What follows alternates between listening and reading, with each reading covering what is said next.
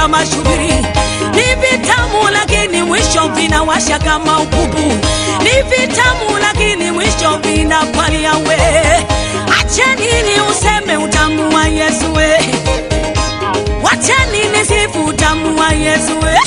Umetutenga mbali na dhambi utamu wa Yesu we. Haufanani na utamu wa asali utamu wa Yesu we. Thamani yake imeshinda almasi utamu wa Yesu we.